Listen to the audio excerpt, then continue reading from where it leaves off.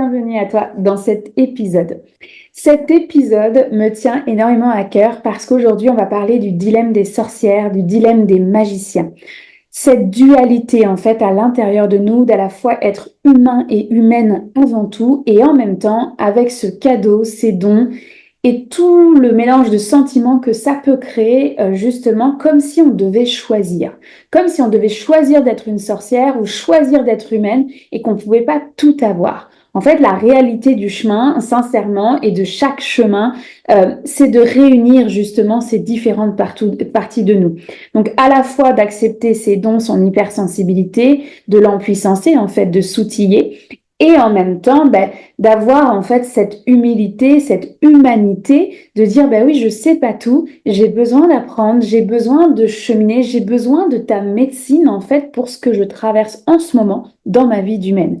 Et ça ne minimise pas, en fait, la sorcière ou le magicien que tu es. Donc aujourd'hui, oui, on va parler d'unité, on va parler de réunifier toutes ces parties à l'intérieur de toi, parce que souvent, c'est justement ce dilemme où ça coince, où ça immobilise les sorcières de passer à l'action, en fait, à ce moment-là, parce que c'est comme si on allait perdre une partie de nous. Alors qu'en fait, pas du tout. On s'en va retrouver une partie de nous et on s'en va unifier justement tout ce qui nous appartient, tout ce qui fait de nous, en fait, cette vie magique que l'on a choisie. Alors, bienvenue dans ce sujet spécial, un sujet à la fois extrêmement important pour moi et dans la transmission, mais aussi, évidemment, tu l'auras compris, c'est un sujet émotif, ça fait partie aussi de mon propre chemin de sorcière, donc bienvenue à toi. Peut-être que c'est la première fois que tu me rencontres, je suis Laurence Sala, je suis franco-québécoise de naissance, mes parents ont deux nationalités différentes. Je descends d'une lignée de femmes guérisseuses au Québec qui étaient chamanes, naturopathes, coupeuses de feu et j'ai simplement, entre guillemets, embrassé et accepté en fait de relever le défi de prendre la suite, d'embrasser les différentes médecines de ma lignée maternelle pour les mettre à mon tour au service. Mais je descends aussi d'une lignée paternelle d'entrepreneurs. Ils ont beaucoup été boulangers, donc il y a vraiment tu sais, ce côté entrepreneurial de ce défi, de ce feu, de mettre en fait en action justement ce qu'on a envie de faire. Donc oui, j'embrasse mes deux lignées, ce qu'ils ont à me donner et en même temps, je le fais à ma façon. Donc bienvenue sur cette chaîne YouTube des sorcières. Si c'est pas encore déjà fait, bien t'abonner. Cette chaîne YouTube, c'est la nôtre. C'est justement un espace dans lequel, en tout cas, j'ai à cœur que les sorcières et les magiciens prennent leur bâton de pouvoir, leur bâton de marche et qu'ils embrassent justement toutes les parties d'eux-mêmes. Donc dans cet épisode, on va parler de dilemme et on va parler de dualité. Il y a comme un enjeu qui se fait, je trouve en tout cas, je vais parler au jeu. Je vais parler au jeu. Dans mon propre cheminement, tu vois, c'est comme si j'étais passée de adolescente à mère. Il n'y a pas eu l'étape de ressentir en fait la femme que j'étais. Donc, je suis passée mère directement. Et quand je suis passée mère, ça a vraiment shaké à l'intérieur de moi, de dire, mais en fait, avant d'être mère, je suis quand même une femme. Ça veut dire quoi, en fait? Donc, je suis passée de mère à femme. Et puis, dans cette découverte du féminin sacré, de cette féminité à ma propre façon, j'ai découvert, en fait, que ce que je ressentais depuis que je suis toute petite, oui, c'est un cadeau, oui, ça s'appelle de l'hypersensibilité. On n'avait jamais mis les mots dans mon propre cheminement, en fait, tout simplement, je n'ai pas été accompagnée du tout dans mon hypersensibilité. Et puis, c'est là où je découvre, finalement, en découvrant la femme que je suis, je découvre la sorcière que je suis.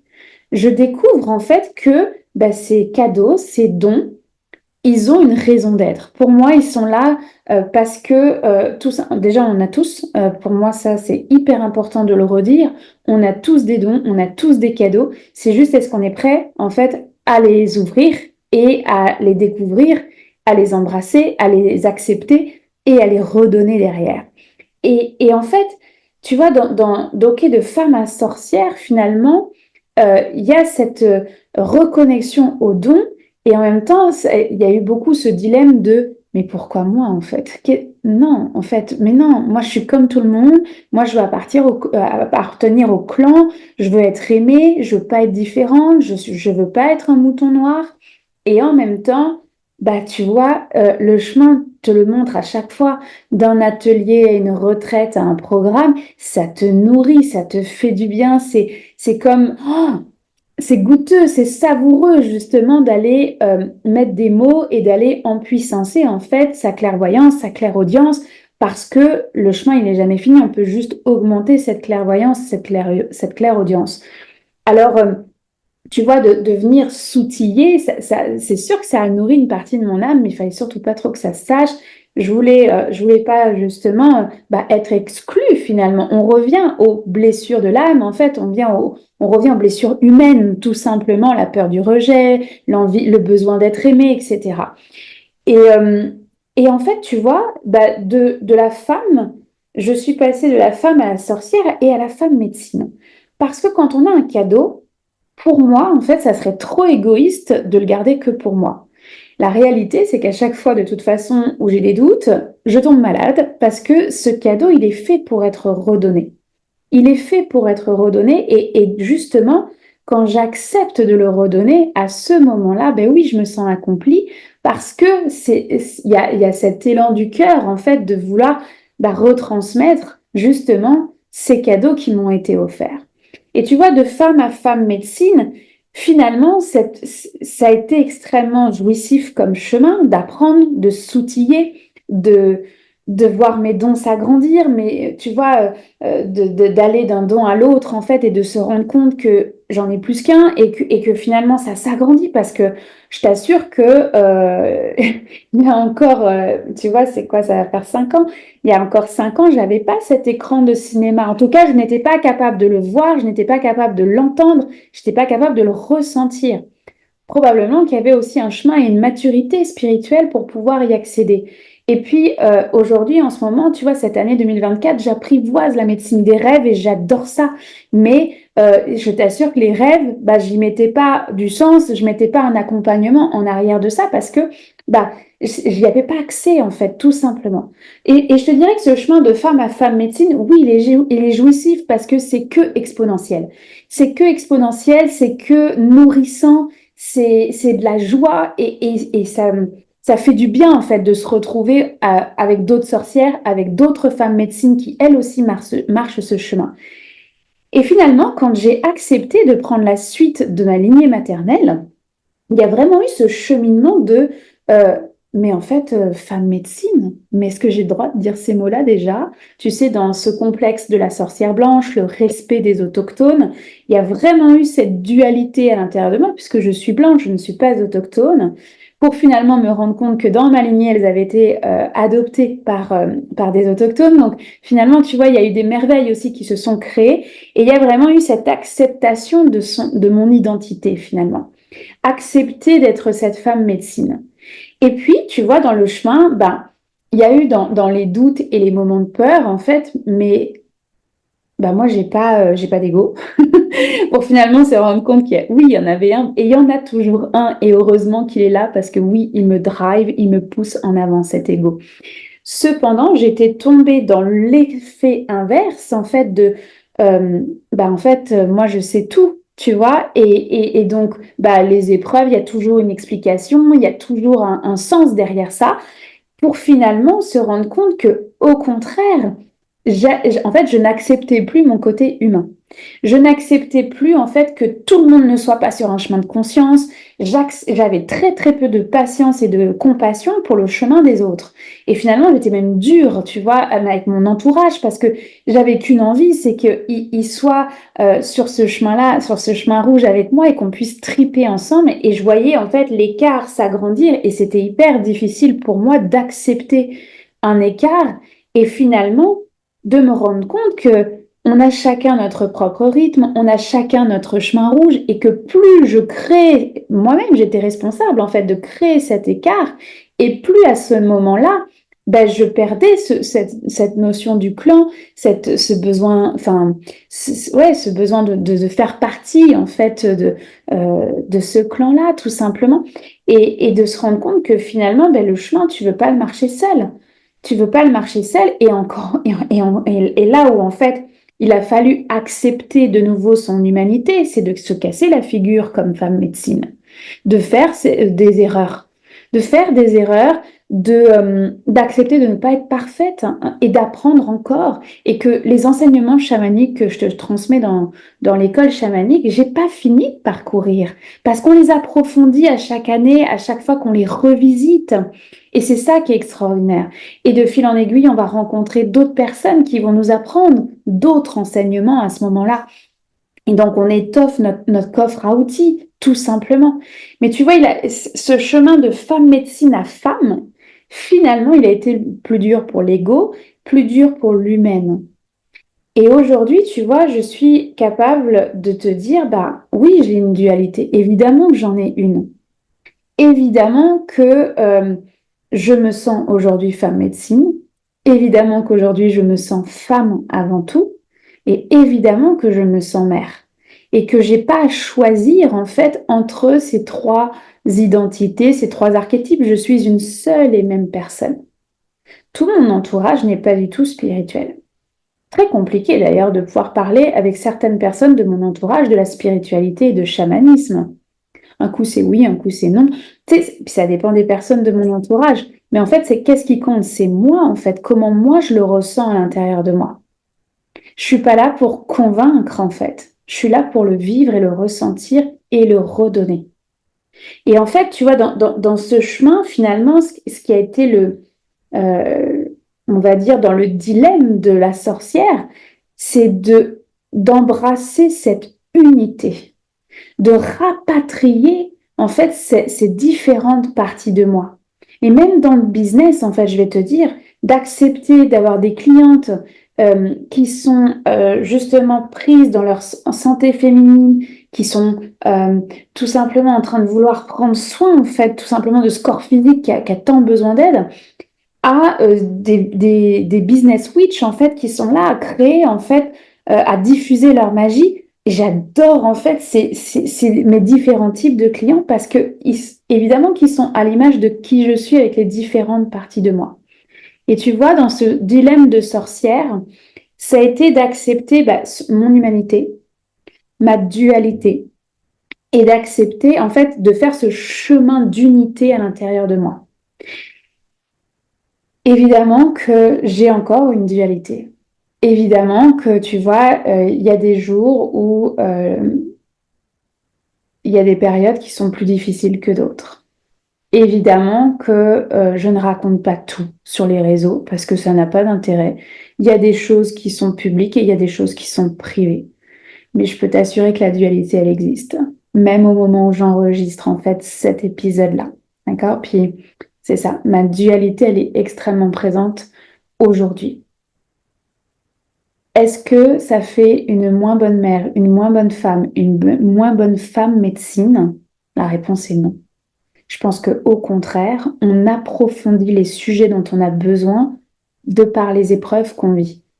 Ah oui, parfois, je me suis brûlé les ailes et je suis allée jusqu'au burn-out. Et je suis allée jusqu'au burn-out énergétique. Oui, j'ai touché l'ego comme j'aurais pas voulu le toucher. Mais c'était important pour pouvoir le retransmettre par après.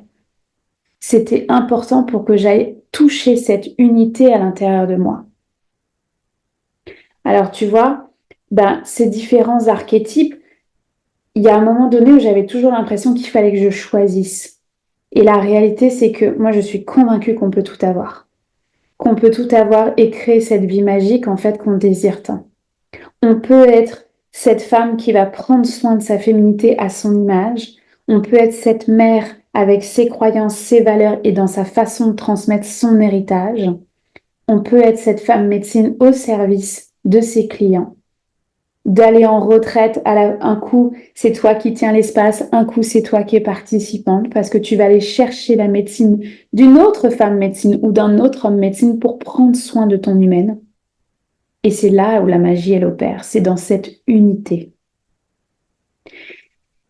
C'est sûr que, tu vois, ça m'a longtemps énervée. Oui, j'ai tout à l'intérieur de moi.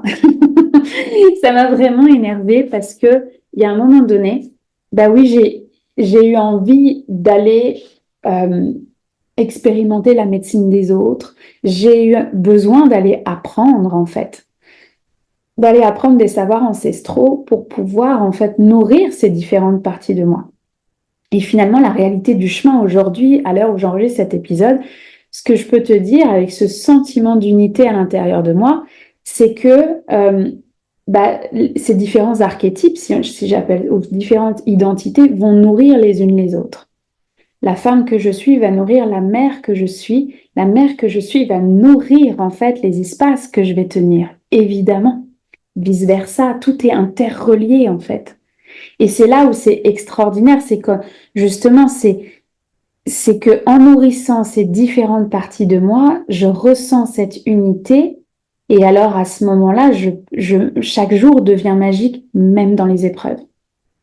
Même dans les épreuves, même dans la dualité. Donc, moi, ce que je te dirais, c'est que regarde aujourd'hui de quoi tu as besoin. Quel archétype finalement, que tu sois homme médecine, que tu sois père éventuellement, ou papy, de quel archétype a besoin de toi aujourd'hui? Et comment ça va nourrir l'archétype suivant? Voilà. Et c'est là, en fait, cette unité-là. Tu vois, par exemple, je vais avoir des clients qui vont venir dans l'école chamanique, qui vont parcourir soit un cursus personnel ou professionnel pour développer leur pratique spirituelle et chamanique, personnelle et peut-être professionnelle pour ceux qui le désirent. Et il y en a en fait qui vont d'abord passer par le parcours Unity, la médecine du jaguar, la médecine du visible et de l'invisible, pour aller accepter ces dons, aller les ressentir, aller les toucher et aller les accepter en fait. Alors qu'il y en a qui vont faire l'école chamanique et qui derrière vont aller toucher, en fait, ils vont aller expérimenter, retrouver cette unité avant d'offrir leur magie. J'ai les deux cas de figure, en fait, dans mes clients. Fait que je vais t'inviter à regarder si en ce moment, tu as plus besoin d'accepter tes dons et justement de t'aligner à ton étoile pour la suivre en fait, ou est-ce que tu as plus besoin d'aller nourrir et mettre au monde ta femme médecine, ton homme médecine? Il n'y a pas d'ordre en fait, il y a ton chemin à toi qui est unique. Mais cet épisode, il est là pour te dire que oui, il y a un dilemme des sorcières et des magiciens, oui, il y a une dualité et elle sera toujours là. Elle sera toujours là. Mais c'est à quel point ça te renforce, ça te solidifie cette dualité-là pour, avec ton bâton de pouvoir, d'accord, il tremble, mais tu es quand même là. Je t'assure qu'aujourd'hui, mon bâton de pouvoir, il tremble, et pourtant, je suis là dans cet épisode avec toi. Parce que ma mission est plus grande que l'humaine que je suis. Alors oui, il y a des moments, ça va être important de prendre soin de ses essentiels. Tu me vois pas beaucoup en ce moment en story. J'ai une visibilité qui est moindre en fait cette semaine sur les réseaux. C'est OK pour moi parce que je prends soin de mes essentiels. Je prends soin de cette dualité. Par contre, il y a quelque chose pour moi qui est extrêmement important. C'est l'engagement que j'ai pris d'ouvrir cette école chamanique pour la 4e année le 15 novembre. Et si en fait, c'est la seule communication qui, pour moi, est extrêmement importante et prioritaire. Donc, je suis là. Oui, mon bâton, il tremble, et pourtant, je suis là. Parce que j'ai décidé de créer cette école chamanique parce que ça va au-delà de mon propre dilemme de sorcière à moi. Il est là en fait, pour transmettre, pour créer cette unité que les hommes médecine et hommes et femmes médecine se mettent au monde, ressentent cette unité pour pouvoir diffuser leur magie avec tellement d'amour, tellement de joie, tellement de justesse. Donc, en dessous de cet épisode-là, je vais te mettre 2 liens. Je vais te mettre celui de l'école chamanique et je vais te mettre le parcours Unity. Tu vas aller regarder si en ce moment, toi, tu as besoin d'aller réunifier toutes ces parties de toi pour accepter la sorcière que tu es, accepter tes dons. Ou si en ce moment, toi, tu as besoin de mettre au monde ta femme médecine, tu as besoin d'aller apprendre des savoirs ancestraux, Tu as besoin de te relier à d'autres hommes et femmes qui ont accepté leurs dons et qui y vont. Je rappelle, il n'y a pas d'ordre, il n'y a pas de marche plus haut. Unity n'est pas moins bien que l'école chamanique. C'est juste deux voies qui sont complètement interreliées. Tu vois, j'ai des clients de Unity qui vont passer dans l'école et vice-versa en fait. Et c'est OK. Parce qu'on a tous notre propre chemin. Moi, tu vois, j'ai fait le chemin de l'école, l'école chamanique, pour ensuite aller retoucher l'unité. Il n'y a pas d'ordre. Tu es ton propre gourou. Tu as ton propre dilemme de magicien, ton propre dilemme de sorcière. Mais tu as un seul bâton de pouvoir et tu es une seule personne. Il n'y a que toi pour décider, en fait, de vivre cette vie magique, de tout avoir, de réunifier toutes ces parties de toi. Tu vois, j'ai le sourire. Parce que oui, ça me fait du bien d'enregistrer cet épisode-là. Bien sûr que ça me fait du bien. Et pourtant, bah, quand je vais avoir terminé, je vais retourner dans mon rôle de mère. On est mercredi. C'est un jour où pour moi c'est important. Les enfants n'ont pas école. Et je vais aller rire avec mes enfants. Je vais aller rire avec mes enfants. On va aller faire un rituel parce que c'est la pleine lune demain. Et j'ai besoin en fait de transmettre cet héritage, cette parentalité chamanique. C'est mon héritage, en fait, la façon dont j'ai envie de le faire. Donc, tu vois, tout est interrelié. Tu peux tout avoir. Il n'y a que toi pour décider de cette vie magique.